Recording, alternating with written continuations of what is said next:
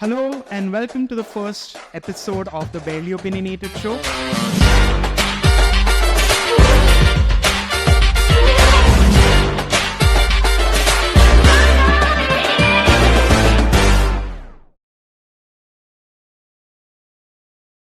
Hello and welcome to the first episode of the Barely Opinionated Show. We have done this online. We have about 10, 12 episodes on YouTube. But this is the first time that we are doing a live show. And it's an attempt for us to launch something different. And I'm really grateful to all of you for coming in for this session. We have two exciting panelists. I'm sure you know them. But I still want to introduce them quickly. First, sorry guys, I'm going to be looking into my phone because the intros I need to remember. But first we have Anil Shetty, who is an entrepreneur and a social servant. But today he is going to be showing his entrepreneurial side of everything. He's the co-founder of MetaMan, which recently raised $1.3 million. He started his journey as someone who's helped startup raise fundings, startups like Licious, Salute, right? And today he's going to be telling us all about his entrepreneurial journey and sharing things that you guys can learn as well. So thank you so much, Anil, for being here. Please. Next, we have Rajiv, who is a seasoned entrepreneur, I would say. He's got an experience of 17 years of being an entrepreneur. He's launched about 7 startups and 4 of them have been really successful. But he's mostly known as a business coach for MSME. So he has a community of 3.5 lakh MSME business owners who he's coached and continues to coach throughout his journey. And today, he's of course going to be sharing his experience and his journey of the last 17 years. So thank you so much, Rajiv. So this conversation is going to be a little different. We have 2 segments as well. I don't know if you guys took the blue and white paper that you had on the chair. All of you got it? Yes? Okay, awesome. So the 2 cards are basically indicative of the blue card basically indicates a yes and the white card basically indicates a no. I know these are like weird colors, but it's because, we have to stick to our brand. So we'll be asking questions in between. If you, it's like a poll. So for yes, you can raise your blue cards and for no, you can raise your white cards. Okay. So starting with our first segment, which is basically a Wasabi challenge. Okay. Guys, can we have the Wasabi on stage, please? So this Wasabi challenge is basically, all of you know what Wasabi is? Yeah? Okay. So Wasabi is basically something which is, it's spicy and it hits you very hard, right? It's not something that is good for people to really consume. So we have Wasabi for both of you, right? This is the Wasabi. So we have some difficult questions for both of them to answer. And if they choose to not answer any question, they have to take a dab of the Wasabi. Very simple. Right? Can we start? That looks like avocado to me. No, it's Wasabi for real. It's Wasabi for real. Anil, are you ready? Then if it looks like avocado, then my share also you take. Okay. First question is, Raji, for you. Which client do you regret coaching the most and why?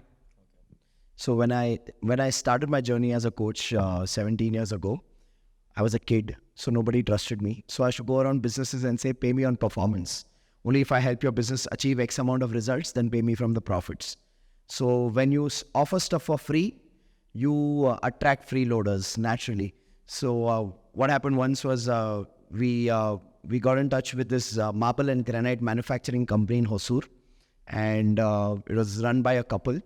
And we kind of struck a deal saying if we improve their revenues by X, improve their production by Y, we'll take a certain portion of that as our remuneration. So we were all happy with the deal. And then the first day they took me to their factory. And when I went into the factory, they had their staff and the lady, she was more like an auntie. So she's like, ये लोग काम ही नहीं करते, इनको तुम समझाओ, काम करने के लिए समझाओ. I said, ठीक है, आप जाइए रूम के बाहर, मैं बात करता हूँ. And afterwards, I'm like in this full mode of teaching and motivating them and helping them understand how to go about sales. And one guy raised his hand and said, sir, first you tell madam to pay our salaries. Last 6 months, they've not paid salary. So I went back to the lady and said, 6 months you've not paid a salary. Obviously they want work. So you need to pay them a salary. And her answer was, salary bharni padti hai. Fir tum kis kaam ke hai? So that was probably the worst type of client I encountered, who was not willing to pay a salary, and they thought I'm some magician who's going to get work done without paying salary. So I would rate them as the worst I've ever coached. Wow. Okay. This question is for both of you. I want to start with Anil. What's your biggest entrepreneurial mistake, and what did you learn from it? I used to live with this myth that idea is the way. So later I realized that it's an execution of that idea is a. I think that's something that everyone will relate with. Yeah. So every time I went with an idea, I was very excited whenever an idea dawns on me. So I go talk to investors and I think I have this idea. But I never really cared about building an execution plan. And as I got many rejections, then I didn't know. Correct. So why were they were not ready to put money in the idea? Because I didn't have a solid execution plan. So that was the mistake in the early days. So that was corrected in subsequent years, because when you realize that, okay, that's not everything.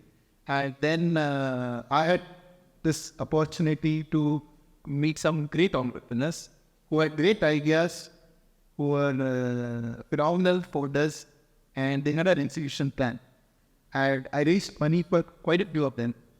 One has become a unicorn, and another one is now on its way to become a unicorn. And then 2 more brands are there. So then I realized that these guys were able to get initial funding, which I am able to go and convince the investors to fund these guys, because they are great entrepreneurs, because the founder OTP was solid, and they had a solid execution plan. So that's why I was also able to connect them with the right kind of an investment, raise money. So that was the mistake I made in the beginning, because I was super excited about the ideas, but without the execution plan. And subsequently it was corrected. That's very interesting, because I have personally learned it, and I'm sure there are a lot of people here who've gone through the same journey. Rajiv, I'm sure you also agree with him, but what would you say your entrepreneurial mistake has been, and what have you learned from it?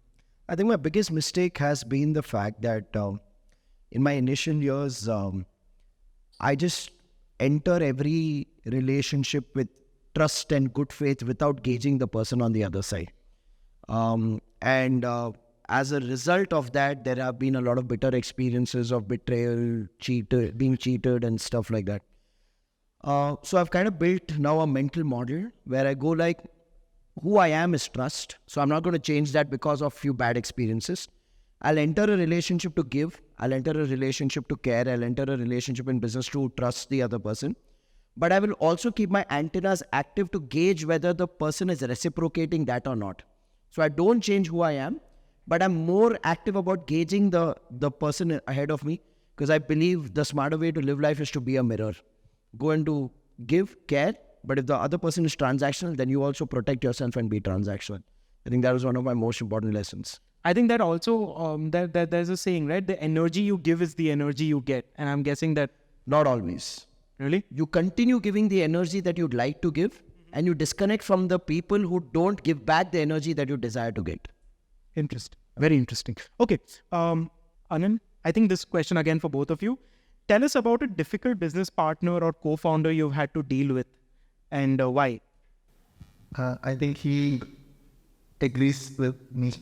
His name is Gautam Chawla. He's gonna say, okay, fine. You said, I had this. We had this idea called private VIP. We used to auction seat lectures all the time. So talking about 13 years ago, which in 2010, this idea came up, and I became a co-founder of that company. And I found it extremely difficult to work. Very. What was it about him? And I think there is something, he comes from a business family. He was not really a startup guy. Right? And he comes from a large business family, and he got this idea, and he wanted to call it as a startup, but he was not really running it as a startup. He was still continuing to run it like a family business, which never really worked, because his idea is nowhere. Auctioning a seat next to a celebrity and we had 300 celebrities signed up, and we reached really less than $500,000 that time. But because he could not think like a startup, so I could not work. Interesting. And it's not like anything to do with the person. It's just like his way of working, like a family business, could not make me work with it, because the reason is that I wanted to learn a startup business. So that was a difficult thing for me. Okay. My first co-founder in a startup. After my first startup was my college, this from MSME college, the student entrepreneur. After that, a serious business which I started, co-founded a company was in the Okay. and yeah, that was it. So are you guys? Okay. It's like that all difficult to work. Like it's not. I said no. It's difficult to work. But friendship is still there. Two different ideas. The way he works is different from when I work. That's how it is. So use your cards now. Blue is for yes, white is for no. Have any of you had such situations where you have to deal with difficult co-founders? Okay, I see one very resounding yes. Anyone else? No? Okay, only one, is it? Okay, cool. Rajiv, do you have any such experiences that you'd like to share? I'm an expert at building teams. I can't get co-founders wrong. Okay. Rajiv, what's the most controversial advice you've given to a client? Okay. It's a funny one. I wouldn't call it a controversial one. So I had this one guy who was a water treatment expert. And he had studied water treatment from London, and he'd come back to India. And he was selling water softeners. Basically, these are like organic sands that you put in your sump or your borewell when your water quality changes. So you should sell this to housewives for 25,000 rupees. For housewives, it was a big decision. 90% of the housewives used to be like, I'll ask my husband or I'll get back to you later. So his rejection rate was super high. Still, the guy used to do 75 lakhs per annum as a top line for his business, which is pretty good for his ticket size. And he came up to me and he said, I've heard you're a business coach. I want to grow by 10 times. I want to go to 7.5 crores. So I did the math. It came up to about him generating 400 leads per day, which is unreal for a 25,000 ticket size product on water treatment. So, and he was hell-bent. I said, look, your goal is not realistic or your product is not good enough. You got to change and go for a higher value product. He's like, I want an idea from you. If you're a good coach, you will give me ideas. So I said, I'll give you 2 ideas then. 1, poison the water pipeline of the city. Only then the demand will increase. 2, have an affair with every single housewife in the city. And even if you're willing to, they won't be open to it. So here are my 2 strategies. You can't make it work. Change your product. He finally changed his product and he went into water treatment systems where he recycles the sewage water into drinking water quality and does it for large infrastructure projects now. So my advice worked. So, I mean, that's like, I wouldn't say, I don't know if I can comment on the ethical side of it, but as an entrepreneur, I think that makes sense. Create a problem and then solve it. No, it was just to crack a joke on him because he was not willing to leave my office till I gave him a strategy. So that was my way to get rid of him. Interesting. Okay.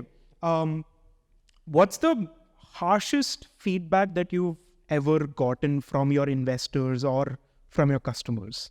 Harshest up to loud. So of course, and I don't listen.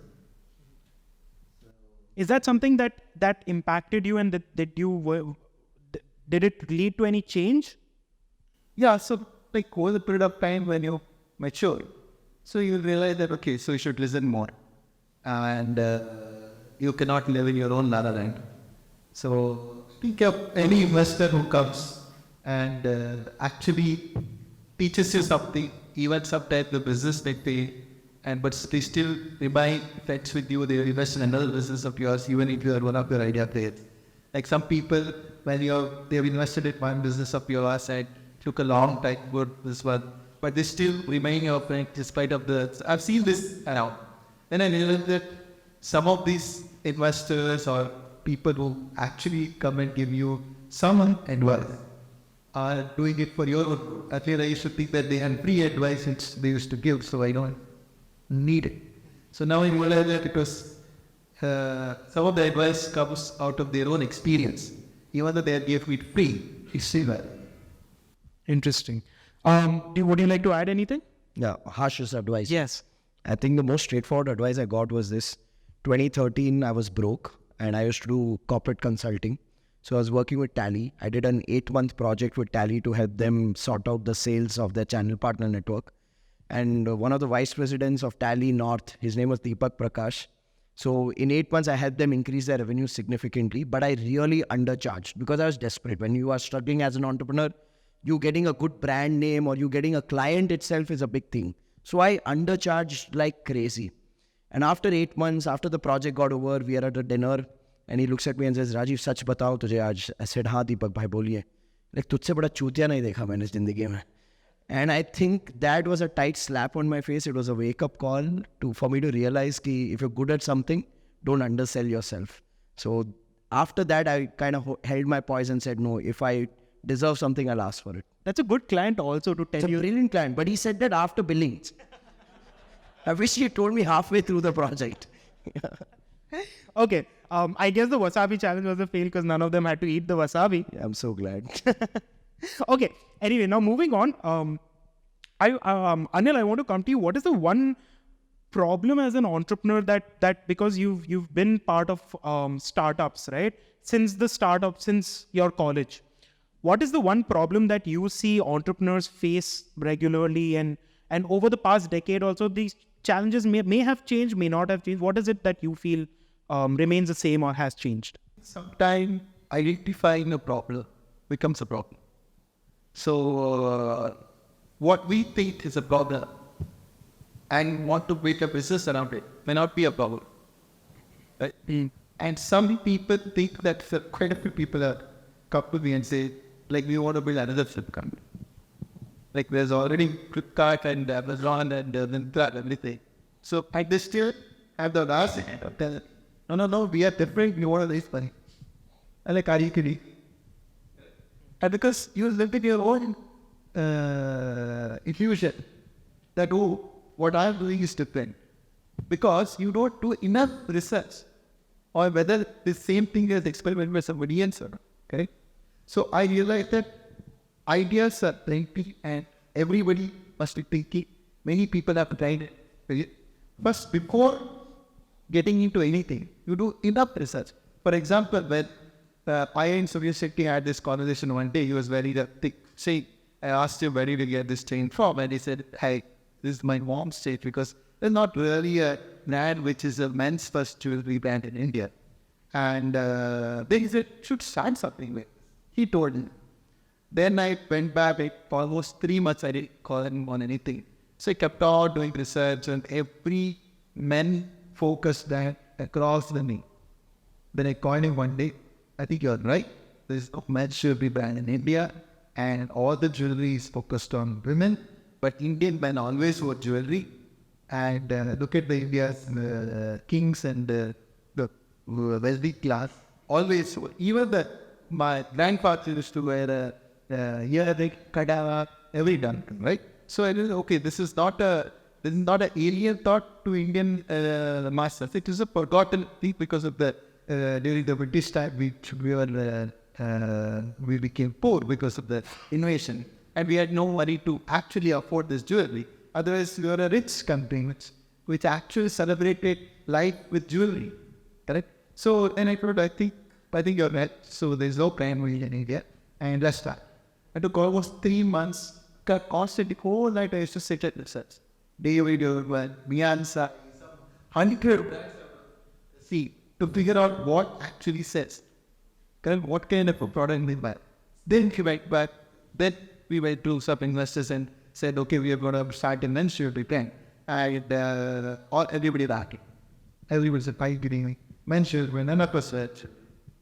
Most of my lead investors said, none of us wear jewelry. Are you kidding me? Then you want to start up that. Who told you this? Did it? Suresh Shetty. And that told him. And Anna thinks that we could be the men's jewelry brand. Then for some time they all slept over the idea.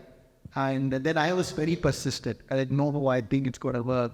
And then thanks to Prashant Prakash and Nikhil Kamar, so somehow I think they believed in what we are doing. So Nikhil said I will leave that out. And Prashant Prakash also said, okay, now we support you with it. And you're right. So somewhere this is something which you could build, but it will take time. And there is a gap, and there's not really a brand great in India. And let's try it out. So I really thank Nikhil and Prashant for taking the shot. And so then I went to other investors and said, okay, so Nikhil Kawar is another thing around because it is men's jewelry brand, so new idea. And Anil Shetty is the one triggered this idea. And then everybody was like, okay, so I think you can give it a shot. So that's how all my bids came one by one by one. And you'll be surprised, we did not make one single investor. I have not made any plan, nothing. Called, this is the idea, and these are the people behind it. Would you like to invest? But just for the audience, is that's not how it usually works, right? Like it's very difficult to raise money and be able to get any funding for your startup as well. I believe it was your networking and the people that you were surrounded by, because of which you were able to do that. So, like sometimes, if you're already in the network, you come up with this idea, you get easy access to them so that you can just immediately pitch on a WhatsApp and say, you think, does it work, or call it, say, or meet and say, right? Sometimes, if you have a great idea and you don't know anybody, and you will still be able to reach people, because people think you are a great entrepreneur, you have a great idea, and I think it's both are true. Like you could have all the network and you end up doing nothing. You need not have anything, but with power of idea and your ability to execute, can you? Okay, I'm going to come back to you with relation to how people can network and connect with people. But Rajiv, I want to hear from you as well. Like what has been the biggest problem that you see? Let's not talk about startups here because you are a MSME coach. So I want you to focus on more the business side of it. What do you think are the problems businesses face, especially the bootstrapped ones? I think the one big one today is building the right kind of team. And that's a problem which comes with multiple layers of challenges. One is, how do you attract talent? Because I'll tell you what's happened. At one level, there is an entire narrative created that MSMEs are boring, startups are the cool thing, or if you want a stable income, then MNC is where you need to go. So here's what I believe. I believe startups are a great balance between MSMEs are a great balance between MSMEs and startups, because MSMEs give you the same kind of autonomy, the same kind of responsibility that a startup would give you. And it also gives you a career growth path and stability like an MNC would give you. And I feel MSMEs are de-glamorized. I mean, the truth is that MSME business owners don't care about being featured on a magazine or a digital portal. They're like, धंधा बनाया, पैसा लिया, घर गए, team वालों को अच्छा सा remuneration दिया, बस काम हो गया. Customer खुश, हम खुश. So it's a very boring way of doing business, right? So that's why MSMEs struggle with attracting talent.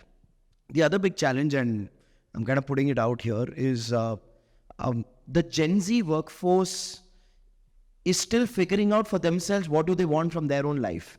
So when you have confused people coming to work, then you are creating chaos at the workplace, right? And I just wish that if the Gen Zs develop little more patience, little more discipline, little more ethics, while the talent is great, the risk-taking ability is phenomenal, the aspiration is high, I believe the winners in Gen Z are going to be the ones who take a little bit of old school values with their new age aggression. They are going to be leaders that are going to build organizations that will last. So one big challenge today, definitely, and I'm risking myself and my safety in the room by saying this amongst a lot of Gen Z people that I see here in the audience, is that the patience, the discipline, the work ethic, the values, the boring stuff is missing in the workforce of today. But if the boring stuff comes, you can build massive businesses. That's what I genuinely believe in. I think that's a challenge and problem statement for a lot of businesses. But you are someone who dives into MSMEs on a regular basis. But for people that don't really dive into MSMEs like you do, the perception is that MSMEs are more risky because they are running on money that is coming in from their customers, and there are months that are not good. There are months that are really good. Isn't that the right way of building business? Maybe. Think about it. I mean, MSMEs are not building for investors. They're building for customers. Isn't that the foundation of how businesses should be built?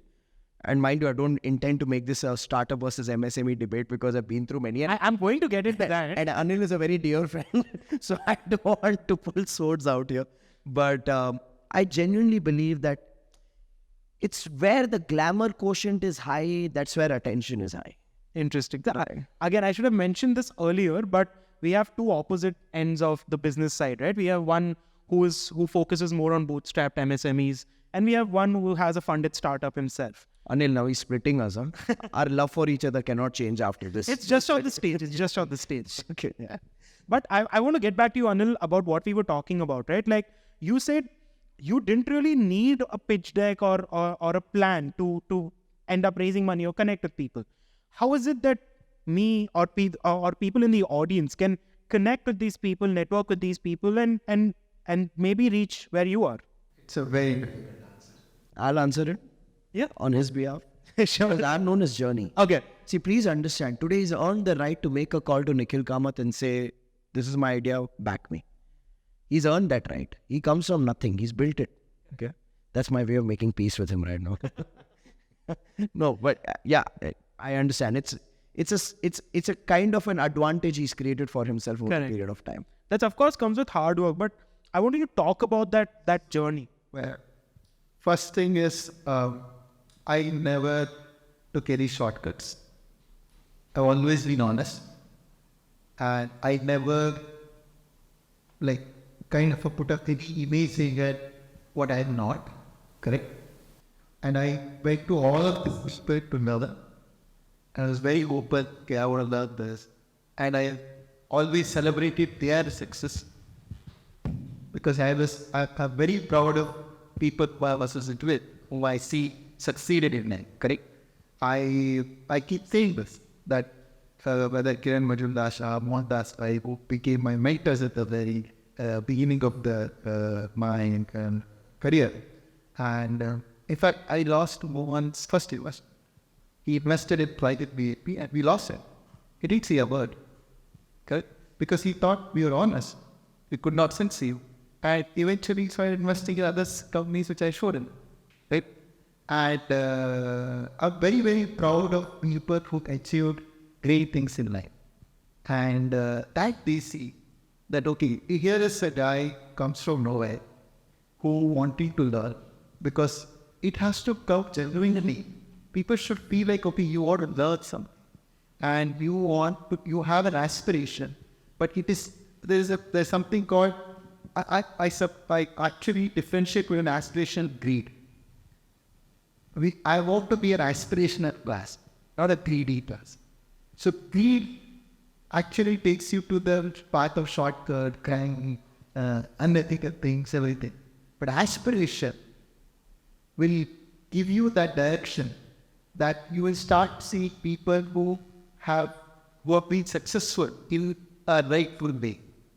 Correct? So this is the thing which always we must know, a difference between greed and aspiration. So when they see you are the aspiring individual, and I've gone to most of the people I met at any of the events at some networking places, probably they must have found me as a person with aspiration. I used to say to them that I have this big aspiration, I want to do this, I want to pick up that, I want to pick up this. This might have seen it like, okay, there's a genuine aspiration and he's honest. At the same time, he doesn't want to take a shortcut or an unethical route. So that is what led to my big network in the corporate world, in the startup world. And also, you always see that don't ever value your relationship based on the transaction. Correct? And for many of the friends who were in my network, I've not done any business for the last 10, 15 years. Correct? And a lot of people ask me that Kiran Majumdar is very close to you. Of course, she's my mentor and she says, you are my prodigy. But you will be surprised. I've never asked if a validity was ended by. Never. I learned things from her. Correct? The valuable lessons I learned about life from her, which for me, that is much more valuable than the money she would have given me to invest in my business, right? Never, right? And probably won that by will keep scolding me for different things. Even recently called up for something and scolded me, and he kept the call, and next day he called me, did you feel bad? Because he said, you're no more young, that 21-year-old boy, I bet you're grown up, so I should not be scolding you in the same way I used to scold you 10, 15 years ago. I said, no, I'm against that scolders.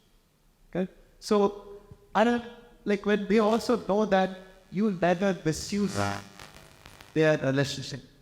And also you are genuinely happy about all of their achievements. Like I'm very proud of Nikhil and Nitin. So the Kamath brothers are the icons and of the startup world. Okay? They are ethical, they are simple, and they are supportive, and they speak their mind, right? And they are genuine. And despite having all the wealth, you don't see them just saying, well, just floating back in a rockful way. And because they want to be the inspiration for others. Okay? So Nikhil have huge respect for Kamath. And Nikhil is a close friend. So I'm very proud of all of these people who, whatever they achieve, like Sujit, Ankit Nagori, and quite a bit of my friends who have made big in the startup world. And I speak to them in a way that when it comes to their field, what they'll achieve, I listen like somebody who has not done anything. When I talk about something which I do, which they know that Anil knows better, they will listen to me in a more attentive way and interview. Like I should not be investing, as you know that I am a politician on the other side, right? Right. When they listen to me on politics, I realize that they listen to me as if we don't know anything. Anil knows something and then tell me what's that. Very interesting. That's a respect for each other's field. And like many a time I have seen Kiran calling me and say, "Hey, what do you think about this? About some public opinion or some political issue, something. Chirkal, what do you think? Tell me, what's your opinion about it?" So this is where I always say, when you are young, spend time with the word. When you are old, spend time with the young. Very nice. Okay. How many of you know what the India versus Bharat debate is? Not the name change, but the business side of it, right? Like the Indian businesses versus the Bharat businesses. Do any of you know? Blue card for yes, white card for no? Yes, no. Give me a white card as well. White cards, a lot of white cards I see. Okay. Would you like to, do you believe in the India versus Bharat debate in business? I have no idea. I don't consume news. Okay. What about you? If yeah, that is bad. Okay.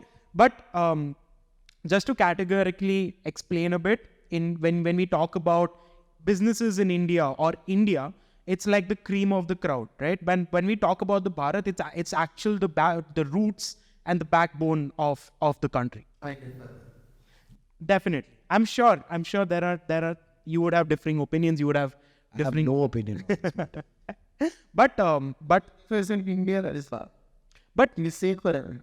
so Anil, my question here is what I want to understand. Maybe you are actually saying India that is in English and Bharat and or That's essentially the understanding. But what I'm trying to reach here is to the fact that people in metropolitan cities are more exposed to the entrepreneurial side and the startup side, right?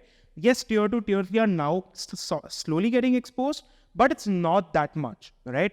And when we talk about the resources that are available as well, the tier 1, as far as my understanding and research goes, has more reach to building a startup than the tier 2, tier 3, tier 4 market. So I just wanted to understand from you guys, how do you think there is no difference between the two? Or if there is, what can it be done to build the tier 2, tier 3 startup market as well as much as the tier 1 is? Are you asking me the startup or the business market? Because they're two different things according to me. Startup. So access to funding, obviously the tier 1 have better access to funding, better access to talent. There's better access to infrastructure, no two ways about it. Access to opportunity, I believe, is larger in tier 2, tier 3. Because I genuinely believe that, say for example, today you take the big builders, real estate developers. They grew their base in cities like Bangalore or Mumbai or Delhi. But where are they running most of their projects now? Now they're going to tier 2 towns, tier 2 cities. They're building community living projects over there, apartments, villas. All of them are growing in tier 2 faster than they are in tier 1. So I believe opportunity is larger in tier 2, tier 3 because population is larger there. But access to resources, talent, tier 1 has a better advantage over there. What do you think, Anil? Why do people come to city? City is an economic hub, correct? And even in olden days, there used to be called painting. We had villages, we had painting. Painting is where the economic activities will happen, correct? Bangalore, which is once a retirement paradise, slowly recognized its ability to become a painting, which is an economic hub, correct? More and more people came here, settled, and economic grew, and became one of the most wealthiest city in the world. Right? 16,000 per capita income. Karnataka's per capita is $3,300, and we are at $68,000. Good. So here there will be more opportunity in the city because of connectivity, because of infrastructure, because of the talent pool. So you cannot compare Bangalore with any other city. 1.3 crore people with all the modern facility. Correct? You can't compare Bangalore. So what do you think can be done to say make other towns in Karnataka to reach where Bangalore is? Is it? Sure. It's not possible. Bangalore with every town should be like Bangalore. No. No, but on similar levels. 1.3 million people in that the large infrastructure, and Bangalore is 60% of Karnataka. Correct? But can Shivamogga, can Wasabi, can Davangere produce manufacturing, can produce data center, can have data centers, all of this thing, business can be built there. But if you're telling me that you can build another big, large hospitality business, no, the Bangalore. So more business will happen in Bangalore. Less business will happen in those places. And if Bangalore is today the 60% of the GDP, those places, if they grow, they reduce the Bangalore's GDP contribution to Karnataka by 2%, 3%, 5% like that. And at the end of the day, Shivamogga cannot become a 60% of Karnataka, or Belgaum cannot become Karnataka. By design, it is not possible. Okay? Now, which government will say, no, I will house everything in Belgaum or Davangere? It's not going to happen. Okay? But can they grow from where they are? It's like, I say, percentage growth, right? If Bangalore is growing at, say, 10%, Shivamogga will grow at 20%. 30%, because Shivamogga's GDP or Belgaum's GDP will be about $2-3 billion, or for $5 billion. Bangalore's GDP is about $160 million. Correct? So percentage growth will be more than that.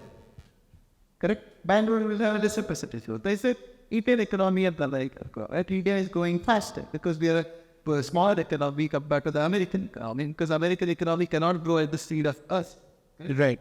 So now all the city infrastructure what we built cannot be built in other cities so fast. It needs resource, it needs investment. But the growth rate can be more, but the level at which Bangalore is, it can't be. It's not possible. So Bangalore is the global city. Correct. Can Shivamogga or Belgaum or Davangere or Bellary become a global city? It is not possible at this juncture, right? Right. It will take a long time. By then, Bangalore will have transformed it to something else. It's like, can we create another Dubai? It's not possible, so Easily. Correct. how can we create another Dubai? Dubai is built over the past 30, 40 years, and they've thought about it, they planned it, and it became a massive thing. It has lifestyle, it has business, it's a connectivity hub, you can fly from that to everywhere. Correct. So it is not like I don't want every city to be bad. They should, whatever the city it's getting built, it should build its own character. They should have their own identity, essentially. If Bangalore is not for IT, I want another city to be known for the manufacturing. I want another city to be known for like being an export hub or becoming a data center. Or another city known for manufacturing EV vehicles. So it should be like, it need not be every city should be like Bangalore with IT, IT business. Correct. Interesting.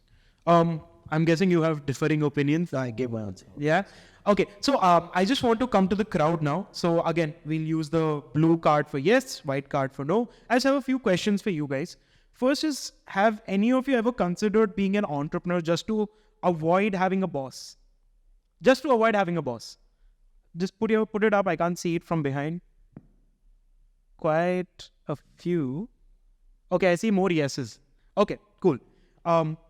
Have you ever binge watched entrepreneur success stories on YouTube for motivation? Yes. Nice. Have you guys ever watched motivational videos just to get yourself lifted? No. Never? I watch documentaries of every other form. I like watching documentaries, but not motivational videos. So I categorize them as two different. Document, Right. right? Correct. So that, like every other day I watch. Interesting. Do you believe that luck plays a significant role in an entrepreneur's journey? Up, guys. I can't see from behind. Okay. More blue. Do you think formal education in business is required to build a sustainable startup or a business? I saw a resounding yes there. Oh, but most of them are saying no. Okay. What do you think, Rajiv? Academic education is a waste of time. Totally, I just, you can't give something that you don't have. Okay? So if a professor is teaching entrepreneurship, I'd like to know how many businesses has that professor built. Look, academic education has its use till you finish school. From a Bangalore context, pre-university, useless. Okay? Degree college, absolutely trash. Okay? So I believe academic education is an absolute waste of time. Till 10th, you need to be in that structure. So you build that discipline, you build your basics of math, science, social science, English, Kannada, Hindi, all of that. Beyond that, I think it's what you learn from outside the classroom that's real, that's relevant. And I'm not a big fan of even elitism in academics, like IIT, IIM, ISB, overhyped again. I just believe that that's academic elitism. I've done programs for Amazon where Amazon hires from IIM, ISB. And when I asked the HR head, okay, so what's the brief? What's your outcome? What do you want me to do for them? Just break their ego. I mean, if that's their first objective, the moment they're hiring them, I wonder what purpose it has served. I'm a big believer of post-graduation education only after you've done like 2-3 years of actual work experience. And if you do it from some of the best in the world or the best in the country. Otherwise, don't do it. I always say most MBA courses in our country are maa baap par ehsan. It's MBA, maa baap par ehsan. It's a dowry negotiation tool in our country. And it's used either to increase your ask or reduce your give in the context of marriage. I'm very vocal and unapologetic about it. I have sat in front of college owners who are politicians and told them, you're just making money on real estate maintenance over there. So yeah, that's what it is. Okay. I think the audience loves the way you answer your question just because you're so like, you don't care about. I have nothing to lose. Okay. For you again, do you believe in work-life balance? Everyone, please, can I get more answers? I see blue. Yes, I see more blue. He says both, but I see more blue. I think this is something that I would love you guys to talk about because he's not married. He'll have a good answer on that.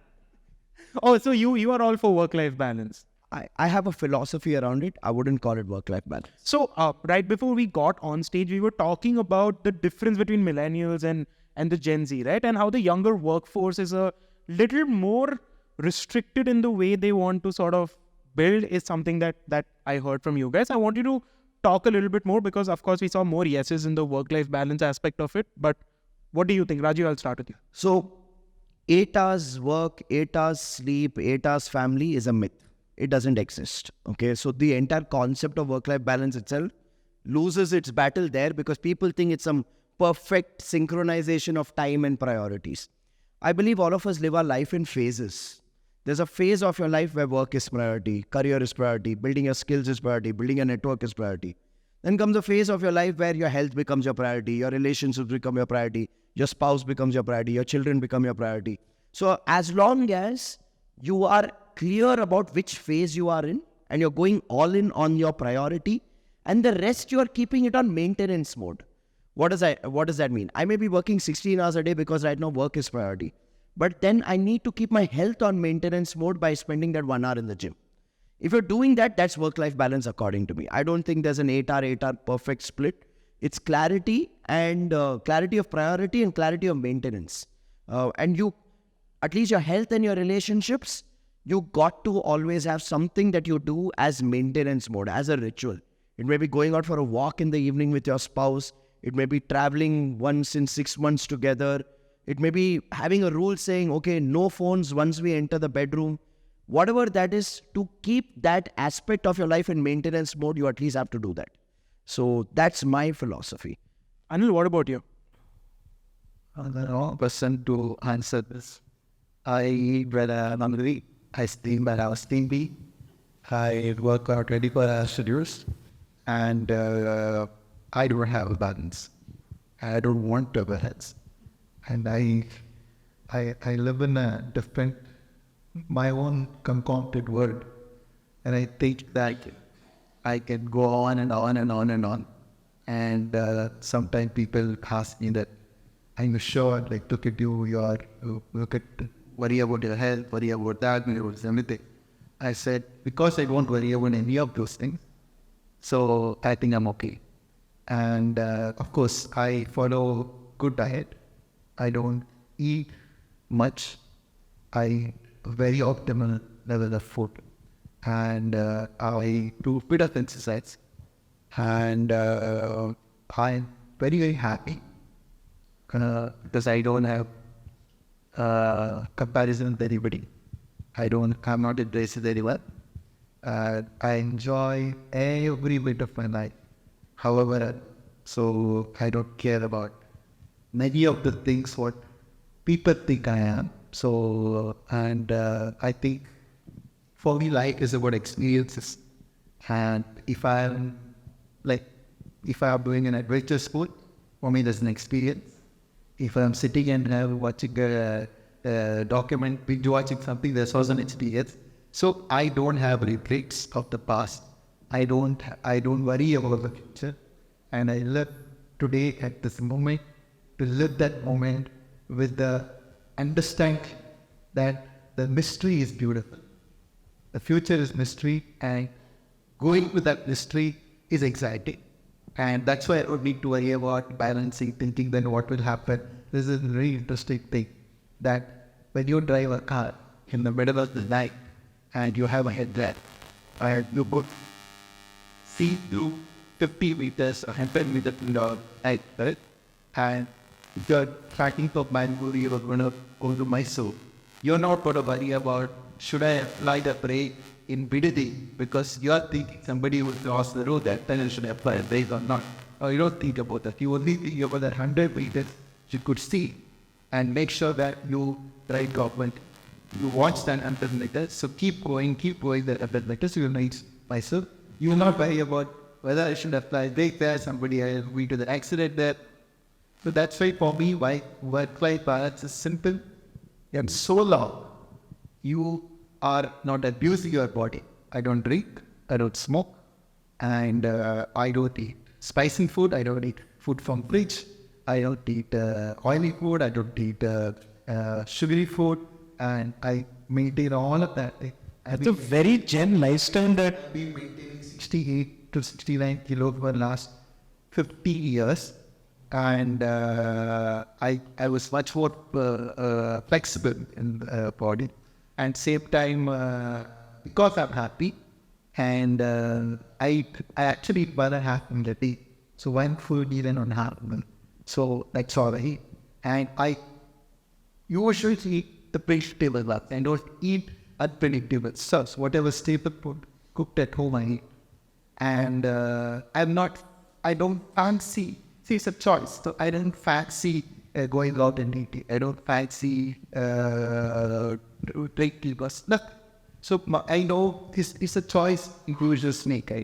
And whatever the choice you make, that makes you happy. Your work-life balance will happen by itself. You know what's to get. If I want to sleep, I will sleep. And the best thing is that if you can't, probably I'd say you can't manage time. Because starting at but it can only manage us. There's nothing called manage time. So you cannot. The time is not at all important. You manage yourself, time is managed. Nice. Okay. Now I want to come back to both of you. One interesting data point for India is that in the ease of doing business ranking, India ranks at about 63 out of 190 countries. What is it that needs to be, and when me as someone who's building a business, when I talk to my friends who are building businesses or even startup founders, one thing that they always complain about is the amount of compliance that they have to deal with, the amount of paperwork that they have to deal with, and just the various governmental, documental things that they have to deal with, right? The ease of doing business is based on my experience, is not that great. It's gotten better. What is it that India needs to do to improve its ranking in terms of ease of doing business? So I think we've come far ahead. I think when the current government came in, we were at 116 or something. I think, yes. Yeah, and now we're at 63. So from that point of view, we've seen progress. But again, when you compare us to, say, today, we are the third largest economy in the world. So in the third largest economy in the world, if ease of doing business is still 63, then you see that it's really being built on the merit of the citizen and not the system. And I genuinely believe one is, I think our entire compliance process is built on a premise ki sab chor hai. Okay? So the guy who's actually paying the tax is the one who will get notification from the department. But the guy who's eliminated the system and is not raising an invoice, the department doesn't even know he exists. So I always say this when I interact with anyone in the government or administration, I say, don't make taxation taxing for the guy who's honest about paying taxes. Okay? Don't come with the assumption that everyone here is to steal from the system. I think if you change that, then you automatically encourage and make life easier for people. So I think that's one challenge point. Again, the other thing I genuinely believe is that when it comes to ease of doing business, compliance is one aspect of it. Access to capital is another aspect of it. It's easier to do a default of 1,000 crores today in the country than it is to do a default of 10 lakh rupees. Okay, and that's the paradox of the way the banking system and the entire due diligence process is aligned. I mean, a small business owner who wants to raise 10 lakh rupees will have to go dig into his family tree and give credibility of even his grandparents. But a large guy who can make phone calls and get a bank manager to approve something just because he sends the bank manager's family for a Dubai holiday doesn't get questioned. So I think the system is lopsided, which it is in every part of the world. I mean, that's how it's designed. Yeah. So I believe that there's a long way to go. And I believe the fact that we are the third largest economy and still 63 in rank of ease of doing business, it's a big standing ovation to the entrepreneurs of this country to be able to pull it off and reach over there. There's another aspect.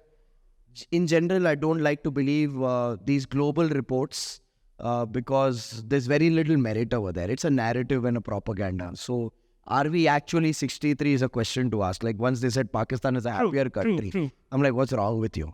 right? So yeah, but there is on ground the glitches. That's the on-ground reality is something that is the on ground challenges with taxation, compliance, with the amount of bureaucracy we have to interact with. That is a little painful for a common man, for sure. Okay. I just have one last question, and then we'll move to the audience as well. I want to understand from you, Anil. How can we push? Like when we talk about startups now, startups are cool, right? And the businesses that are being built are usually solutions to, say, the tier 1 market or the higher economic market, right? Because those are the people that can actually buy things as well. How can we push younger generation entrepreneurs to focus more on traditional problems and traditional industries, like say the textile industry, right? Agriculture to certain extent as well, because again, agriculture is India's backbone, but then innovation is happening, but not to the extent that it can. What do you think can be done to push the younger generation to move towards these traditional industries? I think that mobility is already happening. There are a lot of agri-tech startups. Yesterday I was reading an article. There are 2 girls who started a platform to trade buffaloes online. Trade buffaloes on. Trade all the livestock. Correct? Can you believe they went to the village and started talking to all the people how the livestock trading happens and what are the elements who buys, who sells, and what kind of a costing. And they figured out the business model and they built a business. Livestock trading business. I'm not able to recollect. A week ago, I think this happened. So there are a lot of companies that now getting built, which are traditionally, which we call the traditional business, but they are the new thing now. Correct? For example, Rish's doing a meat delivery is a traditional business, which has become a new cool thing as a brand. Correct? So I think I wouldn't say, like, I don't know how to differentiate a traditional business and a new age business, because it's business and sometimes it is tech enabled. It's not tech enabled. Correct? So there is nothing, because telling me that selling jewelry is a new age good business. No, it is a traditional business, jewelry. We just got new designs. Correct? Selling a footwear is a new sneaker is a new business. No, it is a shoe. It's a sneaker, which is the new thing. We have a new design. So the other brands are selling it for Eden. Correct? So there is nothing called traditional and not traditional. It is something modern in design, or you do design, or a tech enabled. So there is nothing. Manufacturing is a traditional business. Why sneaker? You could be saying that the sneaker marketplace is a cool business and not the sneaker manufacturer. And if you don't manufacture, somebody is not manufacturing, how will you build a marketplace for sneakers? Correct? So those definitions are gone.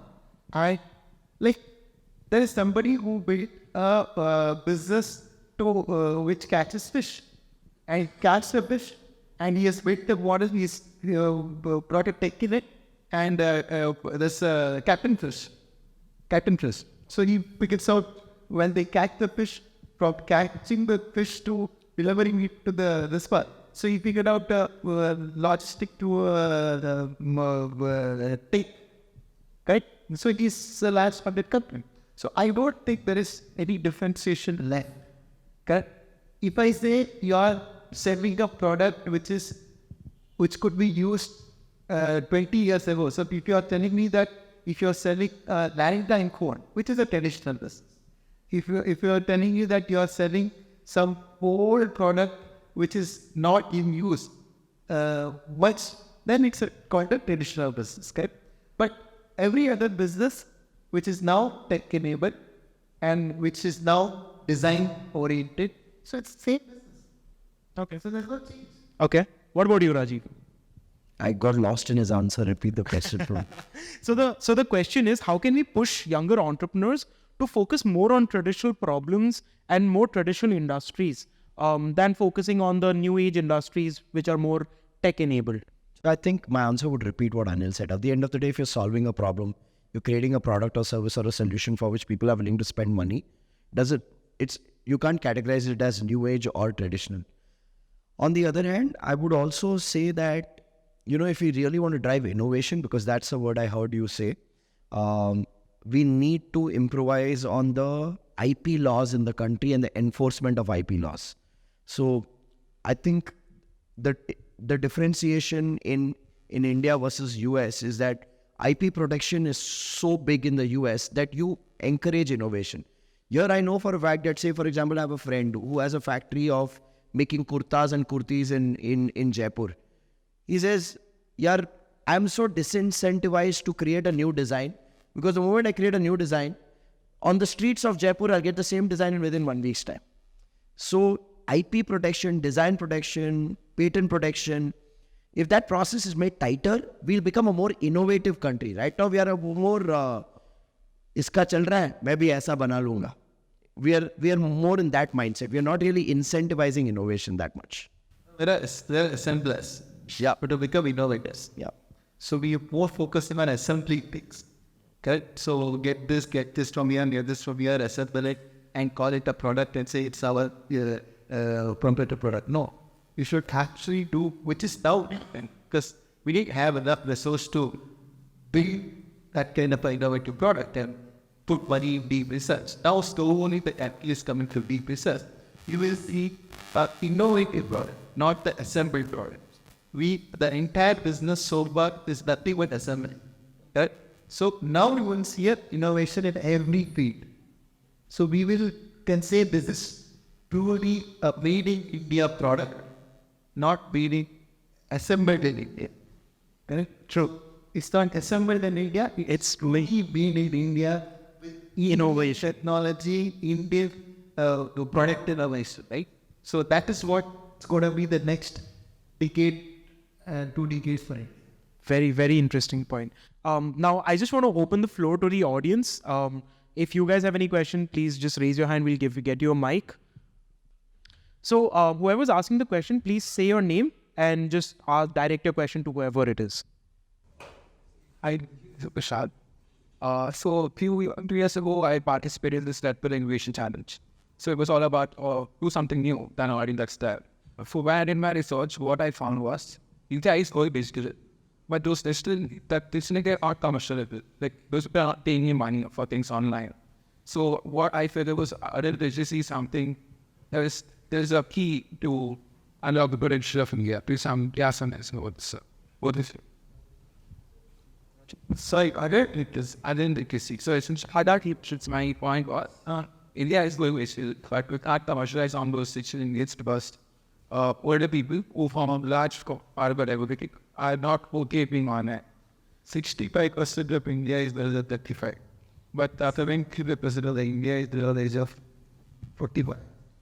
But I feel his point is that You're talking about a small percentage now. Of course, they are becoming more and more people are becoming more dead. But I don't think that is of much concern because it's still penetration. India's digital economy is likely another. So, correct? So I don't think it's some much of a concern. And in enough infrastructure, tech infrastructure is paid or the digital infrastructure is paid for them to become literate without even somebody is going and attending them. Nobody, you give them the phone, they're figuring it out, right? So it is unclear. You have to, you tell me who taught to use the phone. Nobody. You give them the phone, they use. The more and more smartphone availability happens. Today we have 76 crore smartphones. China has got 96 crore, right? And more and more people with smartphone, they figure out the way to learn it. So I don't think that is a large problem because India's digital penetration is unbelievable compared to any part of the world, correct? And literacy in a way that there is digital literacy and the literacy what we talk in the usual term. The digital literacy will happen faster than you imagine. So you worry about building the product and digital literacy will take its own thing because there's an ecosystem built for them to learn. I'll add to that. I think it's more to do with the techie's curse. I'll tell you what's a techie's curse. You love your technology so much that you build something so complicated that nobody wants to use it. Like Anil said, I believe if uncle and auntie could play Antakshari and Damsharaj and Ludo on Zoom during the pandemic, then we are sorted. So I don't think we need adult literacy. We need simpler, utility-oriented products. A lot of the tech guys I talk to, they are fantasizing on their code so much. They are solving a problem that doesn't exist and they think they are Steve Jobs. That's the problem. That's the question. Thank you. Thank you so much. Someone over there. Hi Rajiv, so this is Rajiv. I've been trying to reach you through your dog's account, which is simple, but it's great. Oh, through my dog's account, you're reaching out to me. So big point for me to talk to you.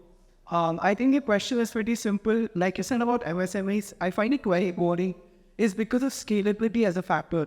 MSMEs cannot scale, and for us or for me personally, who wants to build something on a large scale, not that I'm really confident if I'll be able to build it, but scalability is definitely a factor. Do you think I should never consider building a small business if it comes to scalability? So I'll answer the question for you. Pretty much every big business house in the country, are they a startup or an MSME? And were they an MSME or a startup? Yeah, I think whatever. They are MSMEs. The definition of scale as we know it is wrong, because you need to understand that our version of scale is TAM. Our version of scale is what we've been told needs to go inside a startup pitch deck.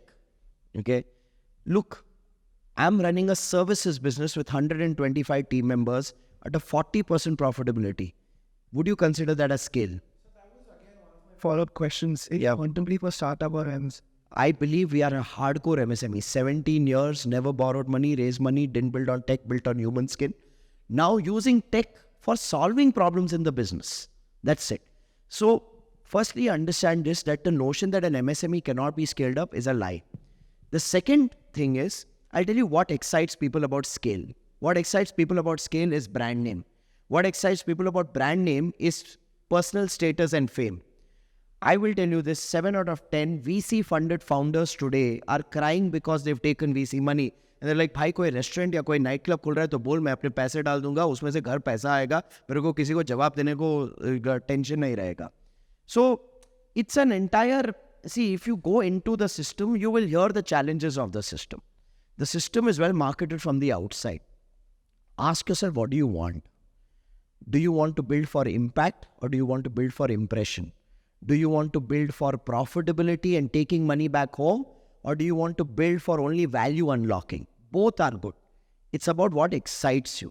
But the idea that MSMEs cannot be scaled up, I don't agree to that. I think pretty much every big business house in the country scaled as an MSME. Do you think it's a fault of the MSME business owners that they've not scaled it and glamorized it?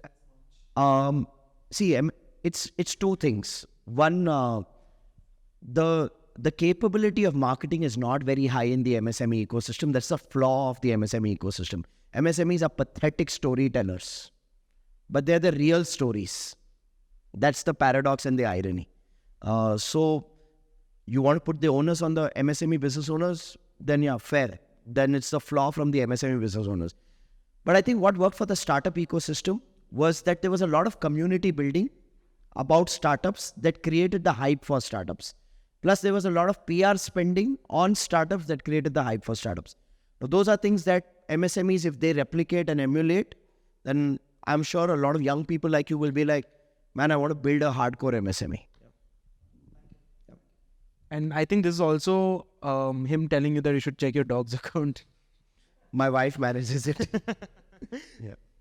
Well, we have someone there.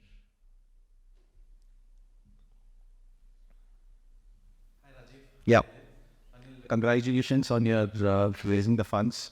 Rajiv, well, the question is for you. Yeah. So now, as an entrepreneur, so when I'm watching this show, so it has raised the funds, and so me being a bootstrap, so what advice do you give to raise the funds or stay grounded and keep focused? Because I have watched your performance as where you were talking about being a bootstrap and not raising the funds. So now we have two different views here. So what suggestion do you give people who are? It's a game of clarity. When I look at Anil, I know he's a 0 to 1 guy. He can take an idea, build traction to a point, and then exit it or give it to someone who can go build an organization out of it. Would that be a fair definition? He's a 0 to 1 guy. Okay. I am a hopeless romantic. I will take one thing and I'll marry it for life. And I'd like to build it to a point where it is probably number 1 or number 2 in the industry that I'm building in. Both have their pros and cons. When you are going bootstrap, there is no reason for you to be a storyteller. But when you're raising funds to tell the story to the next round of investor. So you need to be focused a lot on storytelling. With bootstrap, you can take money home. I can pay the ticket of my personal holiday through my company's account, show it as an expense. Okay. When you raise someone's money, then that will become a controversy for you. So the amount of autonomy, the amount of control, the amount of freedom you have, that differs in a funded business versus a bootstrap business. See, look, I genuinely believe there are stages of life from a money point of view. There's a certain quality of life. I believe everybody should aspire to at least reach 3 lakh rupees a month where they can take back home. That's when you can start living a good quality life. After 3 lakhs, the next milestone is 10 lakhs a month, where you can probably build that dream home, pay that EMI. Beyond 10 lakh rupees a month, money loses value. What will you do? So the question you need to ask yourself is, what are you chasing? What are you building? What excites you? When you're bootstrap, don't expect any startup news portal to cover your story. You're not exciting to them. But if status excites you, being invited to a tech conference and speaking excites you, then please go the funding route, because it's not just you who will tell your story, it's your investors who will tell your story, it's your PR and marketing engine that will tell your story. So it depends on the metrics you've created for yourself. Get clear of that, then you'll probably know which direction is best for you. Awesome. We had more hands. I see one there. Okay. Oh, we have. I Okay, you already asked. Sorry. Yeah. Go ahead. go ahead. So into you following up on what he just mentioned. The confusion that a lot of bootstrapping, and I'm a bootstrap founder this time, and the confusion that comes to your mind is that as ideas come to everyone, it's about the execution, the speed of execution, where's the battle, right? And in today's environment, right, the competition is super high. Right? Because every field you take, the people who are studying it, with research in mind and want to probably get into it, right? So as a bootstrap founder, at times you ended up with low capital to grow aggressively in growth that you capture, as I said, the number 1, number 2 position in that industry, right? And then the word back comes in, do I do this or do I do that? So how do you actually, So firstly, the entire notion that you got to be the first one to execute is a fairly wrong idea.